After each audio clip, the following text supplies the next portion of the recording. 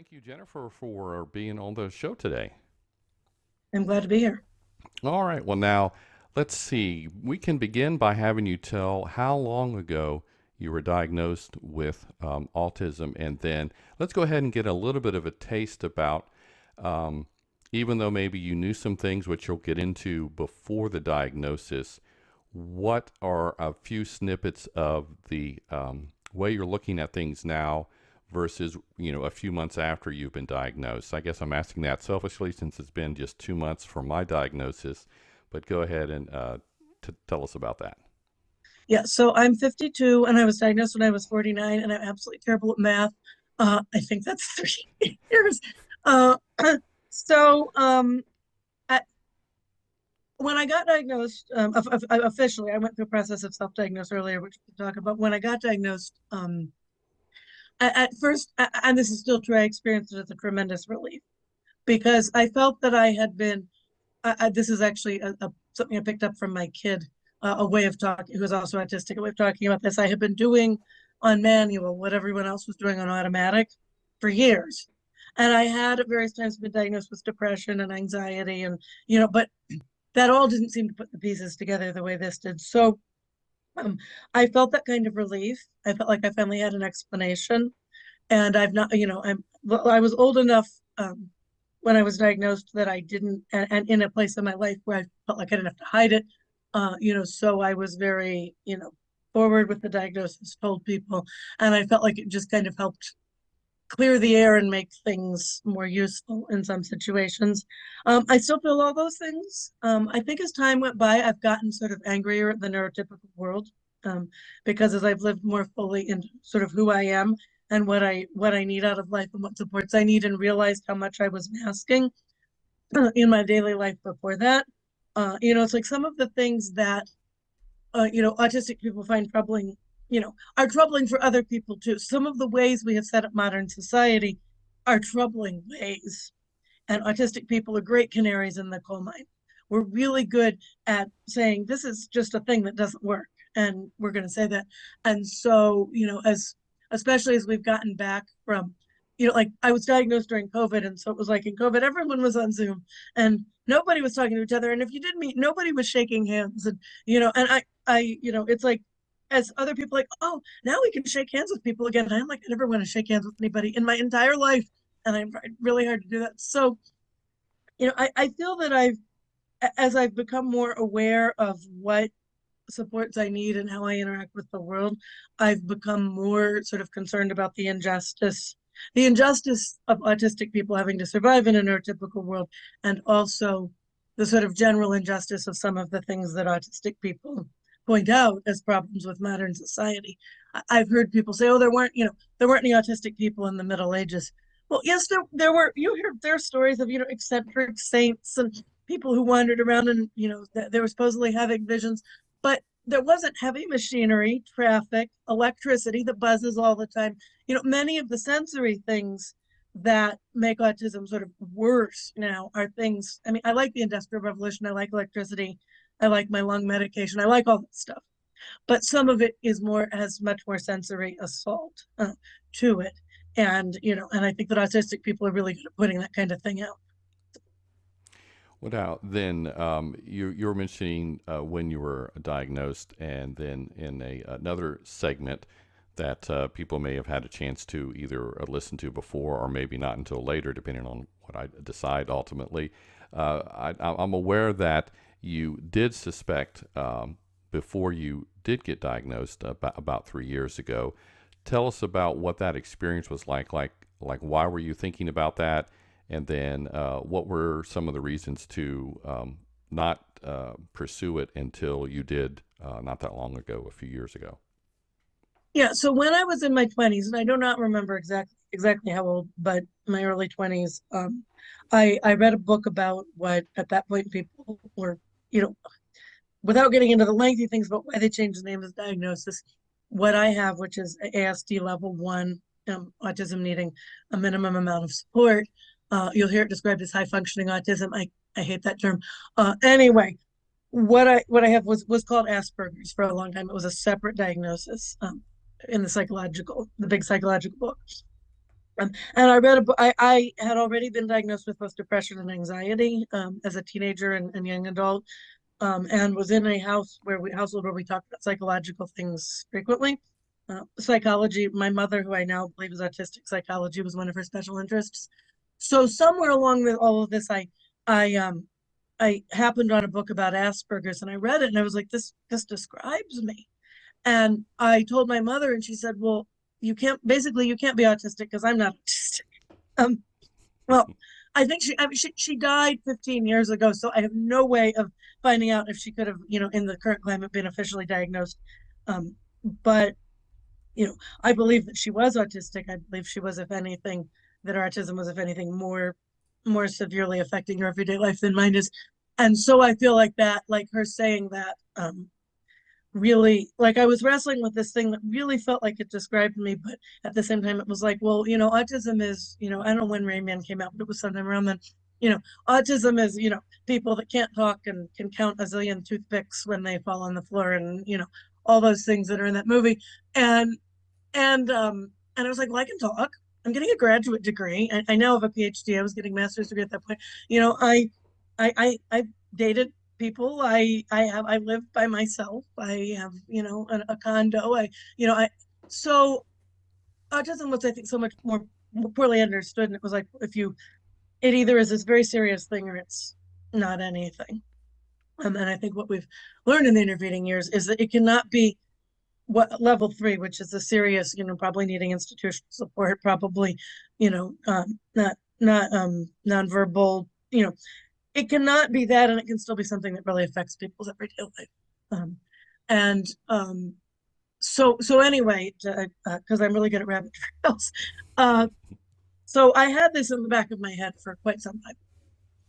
During the pandemic, my oldest kid, who is now 17 and was, I think, 14 at that point because I don't math, um, was having some psychological issues that led us um, to pursue, and this was all on Zoom because of the pandemic, led us to say, okay, we're gonna kind of see what diagnosis you might have. So they went through a period of testing for both autism and ADHD, which they both have. I do not have ADHD. And in the autism interview, when the parent was asked to sit in and answer certain questions and also to fill out questionnaires. Do you see your child doing X, Y, and Z? And I was like, well, nobody's asking me these questions about me, but they could, and I would answer yes. So I asked my child psychologist for a reference to a psychologist who would diagnose adult autistics, which, as I said in the shorter thing, was pretty easy for me to find, but oftentimes, and I think even more so as interest in this has exploded over the last few years, can be really difficult to find someone who will diagnose adult autistics, and they have to be certified in your state. So the person who diagnosed me, it's like, well, she's in Kentucky, and people, friends in like Illinois will say, well, who diagnosed you? And it's like, well, here she is, but she can't talk to you. Anyway, so I then had several Zoom meetings, filled out assessments, that sort of thing with the psychologist. And at the end of it, she and I met and talked over how she was going to write up the sort of diagnosis papers. Um, and yeah, so the process was preceded by this long period of, kind of self-diagnosis with a question mark. I would say maybe 2 or 3 years before I got the paper diagnosis, I was pretty sure, like I had been wondering for a long time, and then, by I was like, okay, no, I am quite sure I have this. I just don't know how to get somebody to tell me on paper that I have it. Mm, right, exactly. Yeah, and because it is a spectrum, it is quite challenging because on the lower end of the spectrum, the low support needs versus more substantial needs, or minimum versus more supports, it can be difficult for people to wrap their minds around, like how can someone, when you look at one on maybe one extreme and versus the other, who with the more support needs, they might also have some other conditions that might get confused. In fact, I thought I read that Rain Man, actually the individual did not actually technically have or would not qualify for a autism diagnosis. I could be wrong about that, but anyway, yeah, there are so many different misconceptions, which we'll probably circle back around to. Since you brought up the ADHD, and I know from some other conversations that we've had, in addition to what you were just saying, that others in your family either have that. And so, what are the dynamics like, or what are the compare and contrast, even though you do have, you said your child was diagnosed with both, but share some about that. Yeah, so my husband is actually the first person in the family to get an official psychiatric neurodivergent diagnosis. He was diagnosed with ADHD over 10 years ago, when many people weren't even talking about neurodivergent diagnoses in adults. So, so we know that about him. I've often wondered if he might be autistic as well, but he's not pursued a diagnosis for that. And then our older child got hit the jackpot and got both mommy's, daddy's diagnosis, and has official diagnosis of both ADD, ADHD, and autism. And then our younger child, we've been trying for some time to get a diagnosis for them, and the the only clinic that we could go to that would take our health insurance, which, because these tests can be significantly expensive, I paid out of pocket for mine, would not take her until she was 12, which she is next month. And so we're finally in June going to have a conversation with some people around what we know, that she deals with anxiety. I think there's probably a strong OCD component. I think OCD is an aspect of neurodivergence that doesn't necessarily get talked about enough. My uncle, who I am quite sure was autistic, this is the brother of the mother that didn't think she was autistic. Anyway, I'm quite sure he was ASD level 2 and probably also had OCD. And OCD is actually the thing that I see the most signs and symptoms of in my younger kid. But we're gonna find out the answers to those questions shortly. But we are certainly an all neurodivergent household.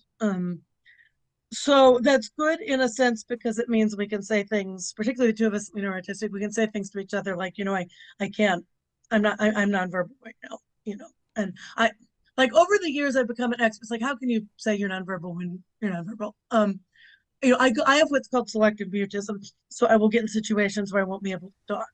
Years of masking have made me able to force out a few sentences before I completely shut. And so oftentimes I will use those sentences in my family to say, look, it's coming. I'm going mute. Bye. I'm going to my room. My older kid has a piece of paper written out. So at school, when this happens, we have a 504 plan at school for the older kid, which is a whole other area, raises with the public schools and supports there. But one of the things that my older kid carries around with them is a piece of paper. So if they go mute, there's a plan. It says what's supposed to happen in their 504 plan. If that happens, if they have a meltdown and they're going mute, they can show the piece of paper and say, okay, this is the moment. And then off they go, to the place that's already been designated that they can go to try to, deal with the meltdown, and probably call me and come home and whatever. Um, so, in a sense, it's really good, because we can all speak about things like going mute or wanting elope, which doesn't mean run off and get married, but is an official term for autistic people's desire to flee situations, which is something I did all the time when I was younger and didn't realize that's what I was doing. And so there's a common vocabulary that we have. There's a knowledge that we all are sort of working from about 8 meters behind the start line. So that's all good. My problem as an autistic person living in a house with people who are also ADHD, even if they're also autistic, is that the things that really give ADHD people dopamine hits and the things that really give autistic people dopamine hits are almost entirely opposed to each other. So my poor kid that has, because they'll say it's like, my autistic brain wants structure and routine, and my ADHD brain wants, novelty. And so this is really difficult. I only have to deal with dealing myself with the ADHD people who are not inside me, but traveling, for instance. My idea of traveling is that I go to a place I've already been. I mean, you got to go every place once the first time, but it's like okay, I've traveled, I've seen different places. I'm going to go back to this place. I went to eat at the same restaurant. I went to walk in the same places. I went to see the same museum. A couple weekends ago, I was in Chicago and I went to the Art Institute. I'm like, okay, I have 2 hours. I'm going to go see all of my favorite paintings. I saw one new thing because it was sort of like where I came out of the elevator was this exhibit. And so I like walked around and looked at this particular exhibit. But after that, it's like, okay, miniature rooms, impressionists, Tiffany window, the Chagall windows, So I had this sort of list, and it's like, okay, I'm gonna hit all the things. So by the time I'd hit all those things, the 2 hours were over, and so I never saw anything. So that's my ideal way to hit a museum. My husband's ideal way to travel is to go someplace he's never been before, preferably not to have over-prepared, so that he can have an adventure. To have adventures, he once rode all the way around the metro in Moscow, whatever it's called in Russian, like going the complete wrong direction for 45 minutes. And this was like in the 90s, and nobody had phones and nobody knew where he was, and he couldn't read any Russian. And he thought it was like the most fun he'd ever had in his entire life. And I'm like, I would have, I would have been, if I had been the one waiting for you, I would have like strangled you. Like, I'm so glad you're alive. No, I'm going to kill you. When he got off the metro, so over the years, one of the things that we've wrestled over the most is travel. And, you know, we've gotten to the point where like I can travel and do new things, but I'm not going to enjoy it while I'm there. I may take pictures, I may take notes, I may, learn things, and then I go home, and in the sort of sensory privacy of my own house, in my pajamas, with a perfect temperature and, food I enjoy, go back and look through the pictures, and then I have enough sort of sensory comfort to relive those experiences and say, oh my goodness, I was in Notre Dame, or what you can't get in right now, but I was in the Alps. I was in, Saint Chapelle. I was in it, and it's beautiful, but I can't experience that kind of joy while I'm there. And so, I only can experience joy on a trip if I'm doing things that are either things I've done before or things that I'm incredibly over prepared for. Hmm. Like, this is a new thing. I have read about it. I have looked at the pictures.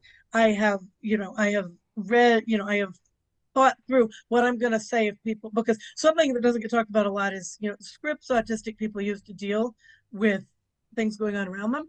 And, we all develop scripts. If you've masked it all, you've developed scripts for dealing with everyday occurrences in your own culture.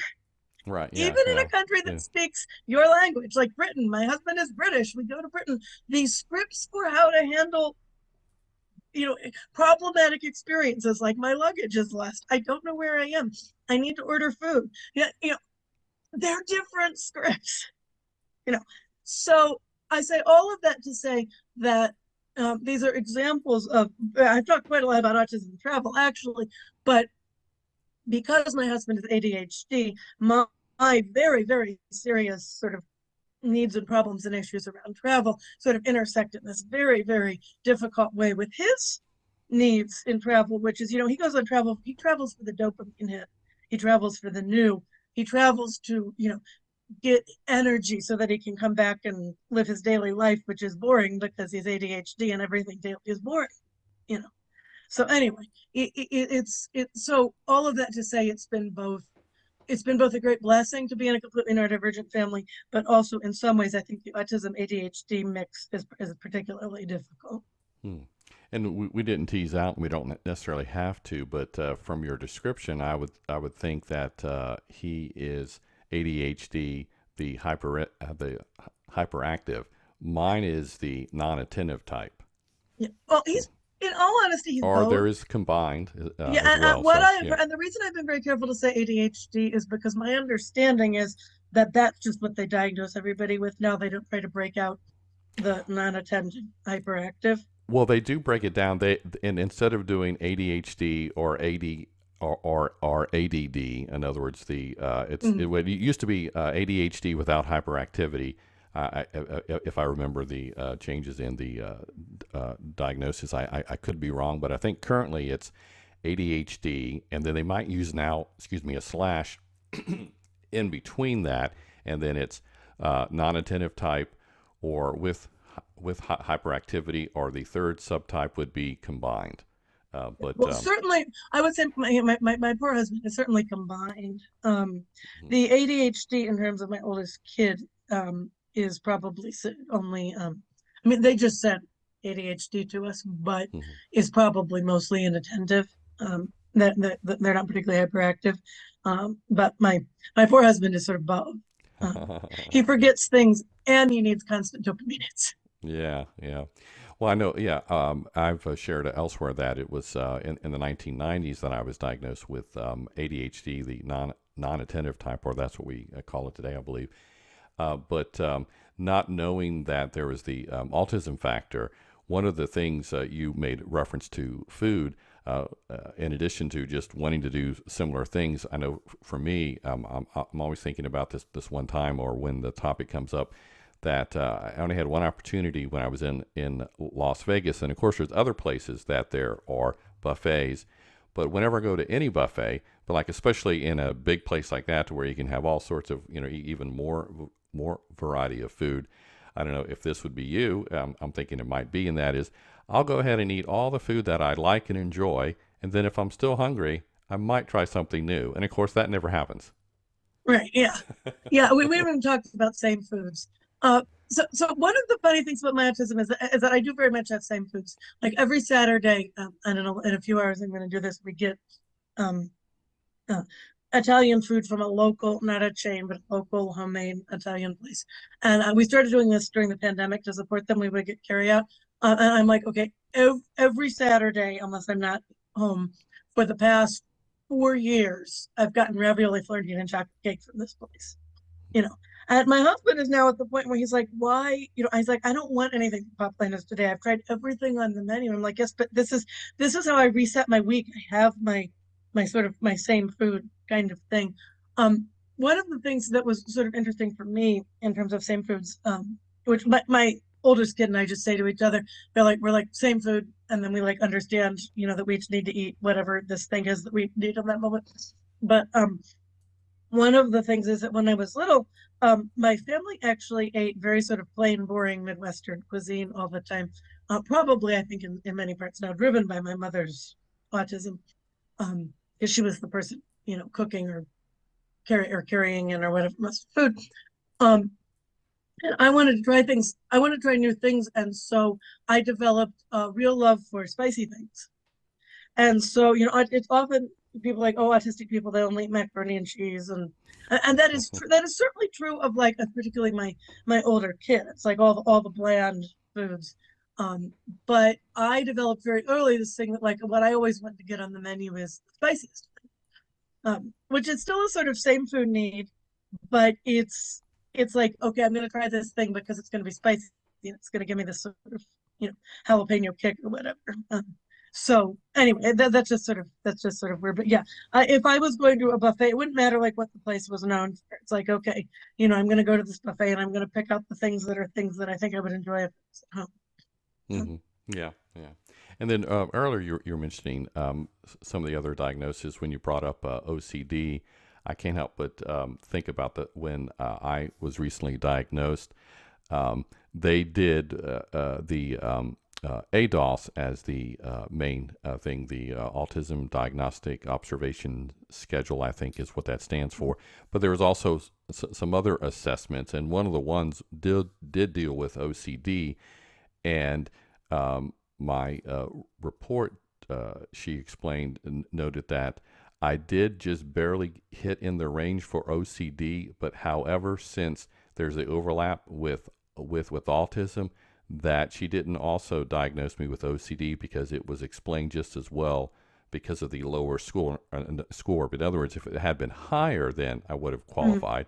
If there wasn't the autism factor, then that would have qualified. But anyway, but just with that, obviously we're not giving any medical advice, and we'll talk maybe here next about the different things you can do online to kind of find out if it's worth pursuing. In fact, let's go ahead and maybe do turn the corner to that, unless you have anything to comment about OCD. But I believe you had mentioned to me before that you did only after you were officially diagnosed do a online questionnaire, something that I hadn't come across yet. So share Yeah, some about. I Okay. actually Oh, the one I was talking about, I actually did before I was officially diagnosed. okay. All right. But during the period of time where we were pursuing diagnosis for my child, and it's by IDRlabs. If you Google it, or I'm sure that William could provide in show notes, a link to it. There are several others. That just happens to be the one I did. I like it because it divides autism up into about 10 different pie pieces. And like one of them is anxiety, and one of them is sort of like flat affect, which I am incredibly demonstrating today because not only am I always autistic right now, I'm losing my voice. One of them is like social interaction. So it breaks it out into about 10 different things, and there's about 150 questions. It goes on forever.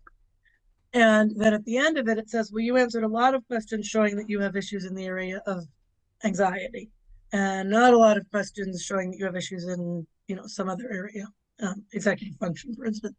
So it gives you a real good picture of not just, it like gives you an overall score and says your score is above, I don't know, 60 or 70 or whatever, you are probably autistic. But then it says, not only are you probably autistic, but these are the areas of experiencing the world in an autistic way that are really characteristic of who you are. And these are areas that are not so characteristic of who you particularly are, because, like everybody thinks of it on a line, like, okay, you're less autistic or you're more autistic. And it's like, well, like something like some things, some aspects of autism, I don't score as high in, but sensory difficulties, for instance, when I talk about how autism impacts my life, it's mostly sensory difficulties, and that one was sort of off the charts. So you end up with this thing that looks kind of like a blob on top of the circle that shows which aspects of the autistic experience are more particular to you. Responsible one will say, as the idea one says, that this is not a medical diagnosis,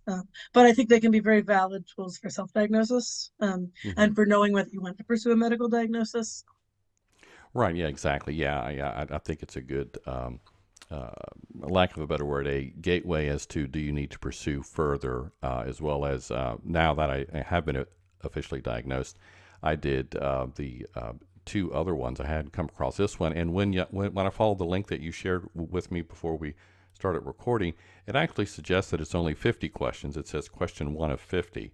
So I don't know if there's a It was variation longer to when it. I took it. I think they're continually revising it. So I think Okay. maybe they found out that people wouldn't sit there for 150 questions, because it was definitely over 100 questions when I did it. Okay, well, and I mentioned that in case somebody goes, "Oh, this can't be it," because she said it was more. But yeah, I know, like with another one, they only did a minor revision. They actually increased it from a 78 to an 80. I can't remember the name of that one, but anyway, one of the things I wanted to come to before we end in a little bit is certain terms that people may or may not be familiar with. So, kind of a two-part question. First, in terms of masking, that was something that I wasn't too familiar with, or didn't recall if I had really heard about that.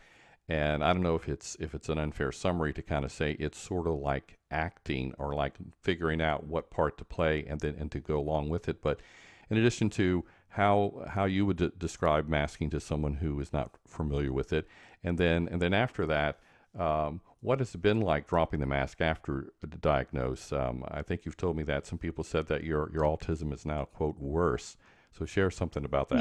Yeah. So masking, how I would describe masking to someone who's neurotypical is, imagine that you were in a play and you had to go on stage and play a part, but the play was your life, and you had to go on stage and play this part whenever you went to the bank and the grocery store and the PTA meeting and church, and any place that you live your life. Before you walk into it, you think, what are my lines? How do I behave? How do I act? Who am I in this situation? And then you go and do that. And to me, that's masking. It's thinking not who do I need to be in this situation for me, but who do I need to be in this situation so that I am behaving like a normal person, and I don't sort of cause disruption, or nobody is made uncomfortable by my presence. And doing that and that kind of thing is, commonly referred to as masking. And people who've been adult diagnosed, as I know, and as I discovered, often find that we've been doing this our whole lives for so long that we're not even sure, sort of like in a certain situation, is this me or is this math? What, so one of the things I found, because I know we're running short on time, one of the things I found in terms of dropping them is a lot of times after you get diagnosed, I've heard this from other people as well, it certainly happened to me, people, and I have to admit, one of them is my husband, will say, well, isn't it supposed to make you better to get diagnosed? Why is your autism, why are you getting worse? And it's like, I'm getting worse because when I walk into X situation, I'm not trying to make eye contact anymore. I'm not talking if I don't, I'm not engaging in small talk. I'm speaking out about sensory problems that I'm having and that I can't concentrate on the situation until those sensory problems, lights or electricity being plugged in or whatever, might be resolved. And this is coming across to people who have observed me as, a slightly eccentric and intellectual, but basically normal person for 50 years. This is coming across as, why is this person who has come to this meeting and never had any trouble with being in this meeting now saying, you know what, I'm coming to this meeting and you're going to turn those fluorescent lights off, you know? Hmm. And so I think this is one of the huge issues with a diagnosis that this sort of nobody talks. It's like a diagnosis is so freeing, and all the other neurodivergent people in your life will say, "Wow, you got diagnosed! Isn't that amazing?" And it does mean that sometimes you can ask for official accommodations and stuff, but it also means an awful lot of deciding: am I still going to mask in the situation, or am I going to walk into the situation saying, I'm autistic, turn those lights off. I can't concentrate." And obviously at my age, you've established a lot of relationships that people are in with you based on the fact that, they expect you to behave neurotypically, and Hmm. it's like, so do I still mask when I go pick up medicine from the pharmacy? Yes. I don't feel like, I think of small talk. I speak to kindly to the people. I don't feel like what I'm going to get by dropping the mask in that situation, you know, is worth it, is worth it's like if I pretend to be neurotypical with the pharmacist, I keep cultivating a relationship with the local pharmacist. They'll do things out and they'll help me and stuff. I don't mean illegal things. I just mean like, they'll recognize me when I come in and they'll get the medicine ready. That kind of, do I think it's important to drop a mask in the more closer relationships, friendships, marriage, that sort of thing? Yes. It also means that you end up having a lot of conversations about why you suddenly seem different, in those closer relationships. But it's like those are the ones you want to have endure. And I want to be honest. One of the characteristics of many autistic people is an extreme desire for honesty. My husband said to me the other day, "Why, when things go wrong, do you never say to me, it's going to get bad?" Just as an encouraging statement. I said, "But I don't know if it's going to get better. How can I tell you it's going to get better if Hmm. it's not good? If I don't know if it's going to get better?" He looked at me and he said, Too much of a "That's weird, but realist. I love you." Hmm. So it's like, in some ways it's like you want to have that level of honesty, but sometimes to get there it requires a lot of conversations. Yeah. And then maybe we'll wrap up with this, and that is some related aspects in terms of any recommendations for people who have been recently diagnosed, or even if they have been diagnosed but they haven't disclosed to others. So, what about self-disclosure of the diagnosis to friends, employers, etc.? Yeah, well, I other people might answer this differently. I was lucky that I was in an employment situation where I was already working remotely from home, which was sort of my preferred way of working.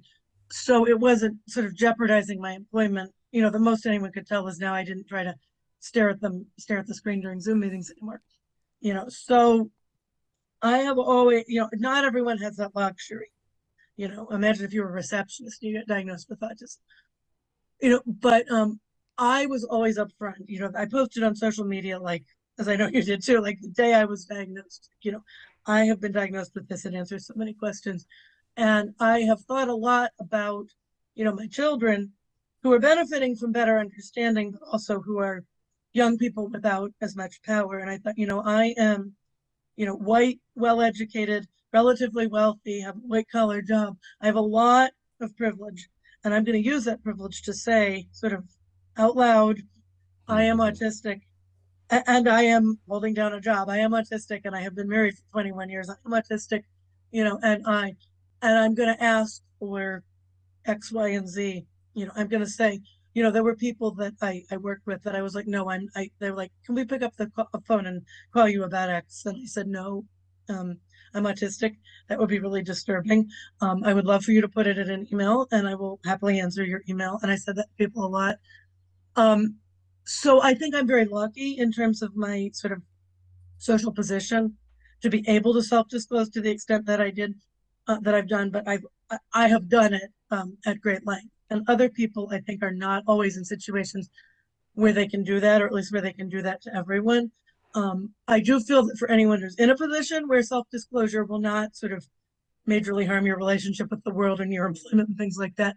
The more people, the more adults who are willing to self-disclose and to do the kind of thing you're doing, on YouTube, and to talk to people about it and to, demystify it for people, the better it's going to make it for all of us, especially the young people who are getting diagnosed now, who could walk into a different world, if we sort of place the Well, way. then, before we wrap up, then let's go ahead and, in terms of, for people who aren't very familiar with your background, go ahead and share some about your work background, as well as how some of your the fact that you are autistic and the challenges that people may not be aware of that you deal with because of that.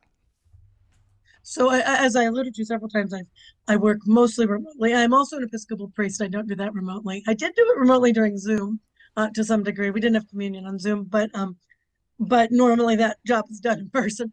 My other jobs, I'm bivocational, and so from 9 to 5 Monday through Friday, my work is done in my own home, having meetings on Zoom. I was meeting with people on Zoom before anybody else knew what Zoom was. Um, so I do a few things. The main thing, the for many years I was the managing editor of Christian History magazine, uh, and I am still on the masthead, as they say. I am the senior editor, which means that I am available for sort of consultation and advice to my successor, who is doing a wonderful job and has just published her second issue since she came on board. So I still do that. I write for them. We're doing an issue on Christians in the theater that's coming out soon, and I'm serving as what we call the scholar advisor to that. So I am writing an article for that and connecting her with people who know things about Christians in theater. So I do that, again, all remotely. The main thing I do Monday through Friday at the moment is I work for a website called the Theology of Work Project, which is an awkward name, because what it actually is an online Bible commentary, dealing with issues relating to work and vocation. So there's a complete Bible commentary, and then there are a number of resources based off of the Bible commentary. And I am the webmaster.